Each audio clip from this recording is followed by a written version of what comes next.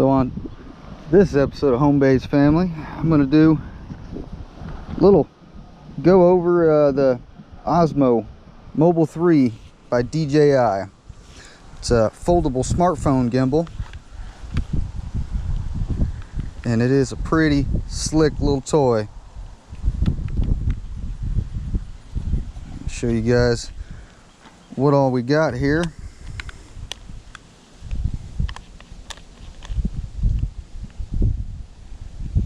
So,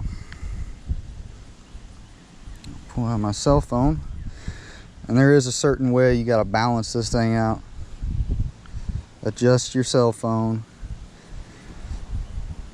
Get one side going right way. It's, you see the DJI.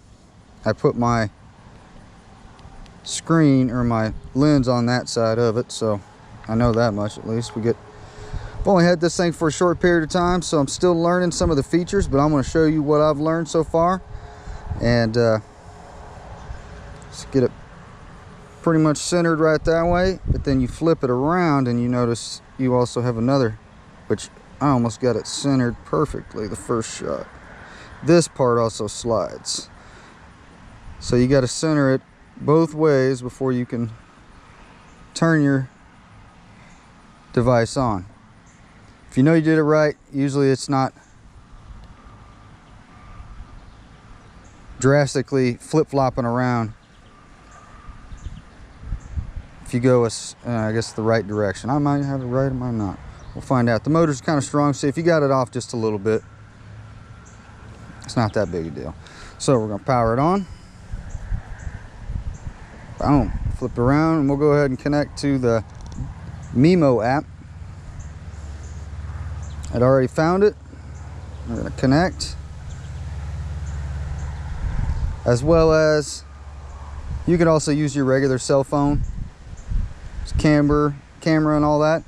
It just, the record button does work, but all the other features really don't. So see, click that button to go into different modes, as well as, so you got all your different story mode, just kind of give you a basic template, like 3D or panoramic view shot, which I found that to be a pretty neat one, as well as you got photo. And see, each of these have a selection off to the side, so these, what mode it can be in while doing this.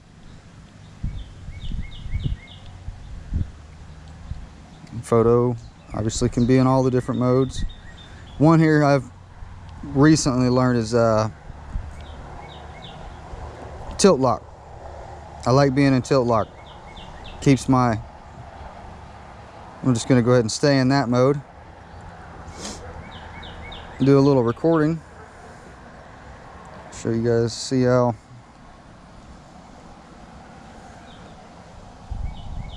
I'm able to even twist my wrist. You're going to see this motion in the actual video, so as long as I can keep it still, steady like that,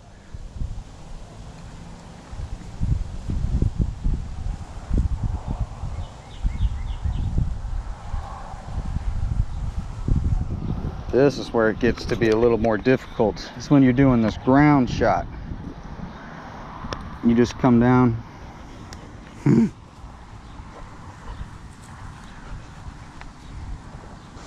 Just kind of holding it off to an angle. If you go to a certain point where that arm is going to cross in front of my actual camera lens, it flips it. Same thing when I bring it back, just auto flips it. Obviously you see the thing hitting it, but let's see what it's saying there. I think it's meets maximum. It does have a minimum and a maximum range, so it can only turn so far before it's doing whatever it wants to do right now. One really neat feature,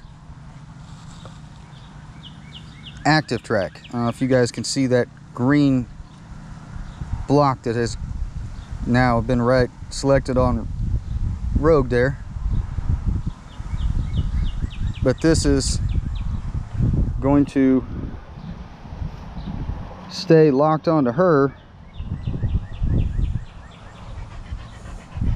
Oh, I have it in tilt lock. Sorry, let me get out of that mode.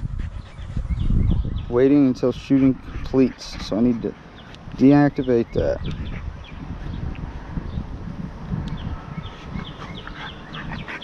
Oh, we're still recording. Gotcha. So you can't go into a different mode while you're recording.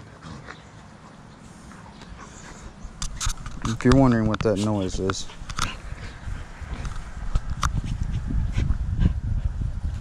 You done? Jesus. Alright, so now we're in follow. This should be the mode we need to be in to lock onto our subject. Let's do storm here. In our stormers. Okay. Right at the moment, I believe it's not locking on. Okay, we're gonna try.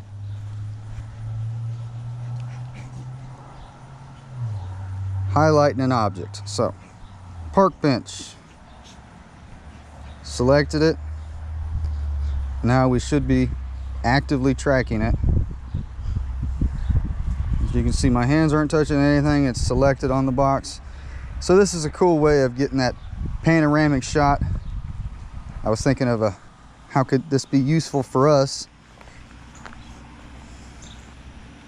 Might be times where we get the kids and have them stand in front of a certain object, like a statue. I remember we had them stand in front of a statue at one point, and I could have with this selected the statue and went around the whole thing, and it would have kept it perfectly still while the kids were active in the shot. So that would have been a cool. What do you think you're doing here? What do you think you're doing here? So while we're in this mode, you can also click the button, this trigger on the back. You click it once, that's what activates the active track. 2 times, recenters the gimbal. 3 times, turns the camera around to where now you're seeing me, you're seeing you. And if you press and hold, it enables a sport mode. So it's a quicker mode. So it wants to pan and follow at a faster pace. And in this mode, same thing. I can select my face. And as you can see, I am trying to active track my face.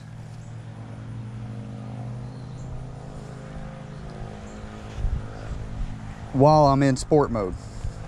So this is a sweet thing if you were a vlogger. So, all right, let's do a little recording. You guys got a better photo instead of just seeing this little thing.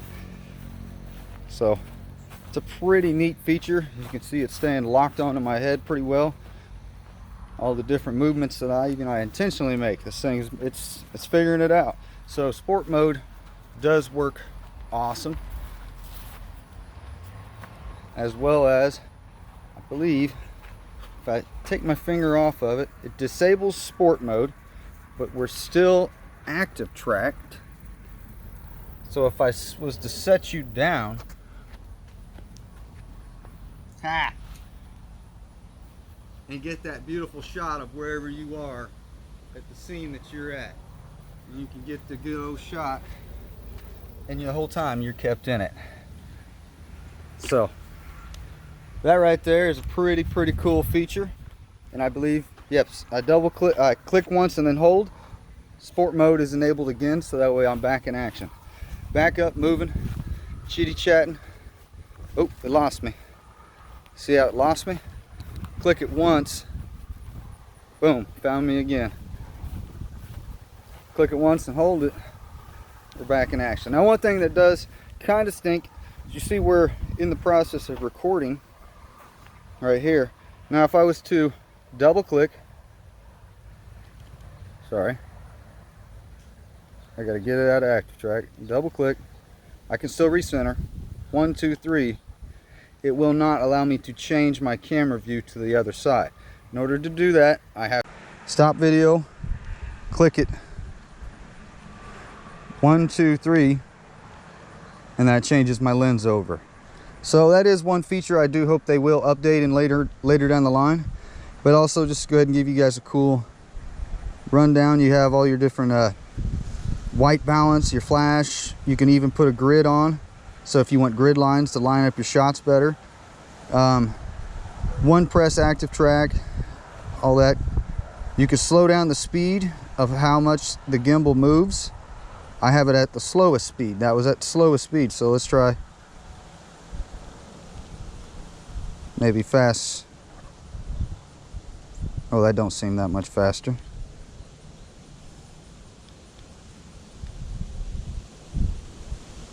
Oh, that's silly. Oh, here we go. Control stick speed. Slow. Fast. There we go. So if you want to get that maximum shot, if you can handle, you know, shooting something like that, this thing could do it. And here's your maximum.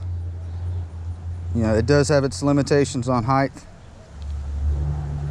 and roll. Because at the mind, it's trying to make sure it's not going to touch that motor to your cell phone. But at the same time, I have a cell phone with a wide angle lens. So if I get out of the Mimo app and go to just my camera, we'll go to video, sorry, wide angle. That's the wide angle. As you can see, that motor is right there. Oh, you've seen it just for that split second. That motor is right there. So it's just out of the way, which is the way they designed this particular thing. So that way it's flat and allows your lenses to be able to see its full view, which is awesome, awesome feature. Another thing, while I'm just in my normal camera mode, we all know if you have this mode, you can still record. So how sweet is that? Now, I'm not able to, let's go ahead and stop that recording. I'm not able to click the buttons and switch the camera modes or do any of the other like zoom features or anything like that. Maybe that'll come in a later update. It's possible, but it's not right now.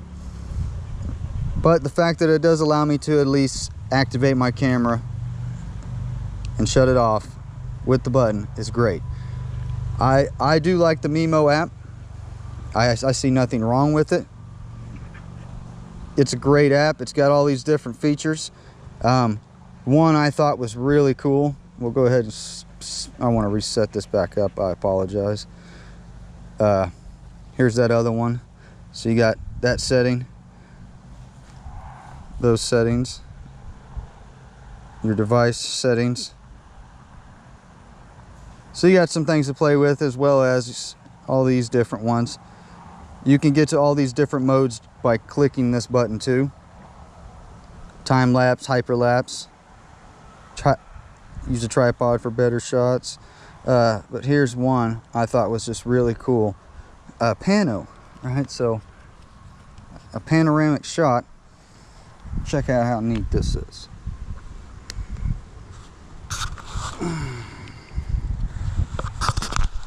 Look at that little guy go.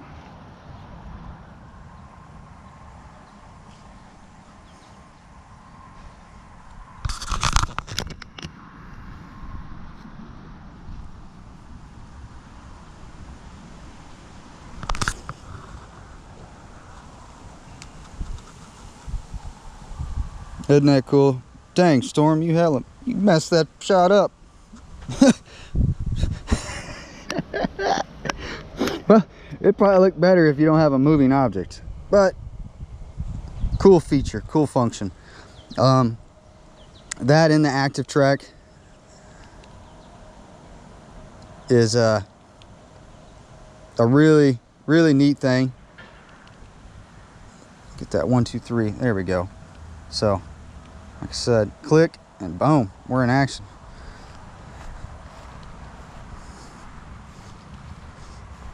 we're tracking and recording. So now this is the one I was kind of wondering how I'm gonna have to you know, do this pan out here in front of me. How do I really achieve this shot? But it's, I mean, it's not the worst thing in the world. I'm sure people are quite used to it anymore, seeing others carrying around cameras and holding them out in front of them, and it's just the world we live in nowadays. I don't think my neighbors are really used to it though. They see me walking around talking to you guys all the time, and they probably think that I'm just generally crazy. Luckily I got the dogs around here to, you know, act like I'm talking to somebody besides you guys, but they probably worry. But anyways, this has been just a little quick review of what all this thing can do. There is more features, I'm sure of it, that I don't know about or haven't figured out quite yet, like spin shot and FPV mode and hyperlapse and all stuff hopefully to come. Hopefully I'll be able to give you guys a more in-depth review on what is going on. Right now I'm getting ate up by mosquitoes, so hope you guys have a great day, and come back and see us next Saturday, because who knows what we're going to have going on. I have a little idea, but plans always change around here, so you never know. But come back and see us. Thanks again. See you guys.